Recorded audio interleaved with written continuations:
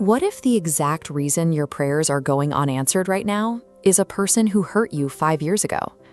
We often think we are protecting ourselves by holding on to an offense. We treat our anger like a suit of armor, assuming it keeps the people who hurt us at a safe distance. But the reality is entirely different. Holding a grudge is exactly like drinking poison and sitting around waiting for the other person to die. It only damages the vessel it sits in. Instead of armor, unforgiveness acts like arterial plaque. It physically clogs up your spiritual pathways, creating a total blockage right where grace is supposed to flow. Your anger might feel like a completely valid emotional response, but in practice, it functions as an active structural wall. It separates you from the very favor you are desperately seeking. The most common blockage is the outward grudge. This is the lingering resentment you hold against someone who committed a deep, highly personal betrayal, maybe a backstabbing coworker or a friend who gossiped about you. And honestly, you probably feel totally justified in your anger toward them. But consider the historical case of Joseph. His own brothers threw him into a pit, they sold him into slavery, and eventually he was falsely accused and thrown into prison. If anyone had a right to carry a massive, lifelong grudge, it was him. Yet when Joseph finally obtained the absolute power to destroy those exact betrayers, he chose to grant them total forgiveness instead. This diagram illustrates exactly why that choice matters. A modern grudge functions as a closed loop. You have the self and the offender, trapped in a self-sustaining cycle of rehearsed memory and recycled anger. That obsessive internal loop acts as a shield. It keeps the betrayer living rent-free in your mind, while simultaneously deflecting any new opportunities or blessings trying to reach you. The second blockage is much quieter, and it is one most believers are terrified to admit. It is an upward grudge, a low-level, simmering resentment directed right at God. This usually begins when our personal timelines are shattered. You prayed for the unhealed illness, you begged for the failed relationship to work out, or you waited for the job that never materialized.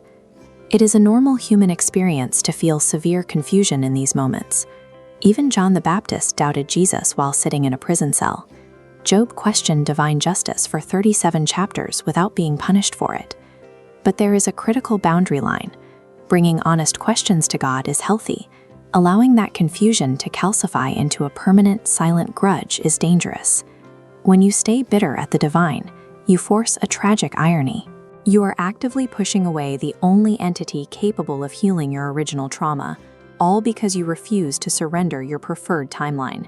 The third, and arguably the most destructive blockage of all, is the inward grudge. This is the relentless anger you hold against yourself for past mistakes and awkward failures. We frequently disguise this toxic self-guilt as humility. We trick ourselves into believing that continuous self-punishment somehow makes us more righteous.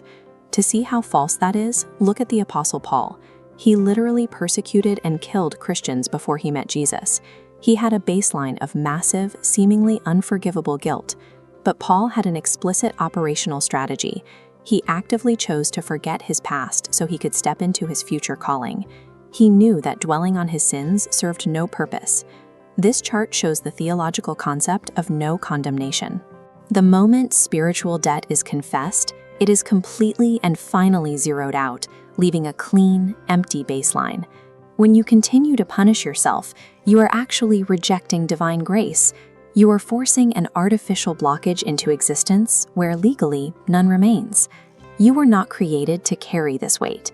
Unforgiveness takes a severe physical and emotional toll. It actively accelerates aging and violently steals your baseline peace. So I have a specific challenge for you. Starting tonight, before your head hits the pillow, build a daily habit of becoming completely unoffendable. Do a quick nightly heart check. Identify exactly who is currently living rent-free in your thoughts. Then perform a vocal release. Speak it out loud. Say, I choose to forgive, and I release their hold on my heart to God. If you are ready to make that commitment, drop a comment below.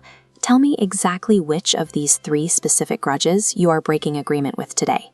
You have to shift your perspective. You're no longer striving to win a fight against bitterness. You are operating from a state of total freedom and victory that has already been secured for you. 'Cause we walk by faith and not by sight into the grave.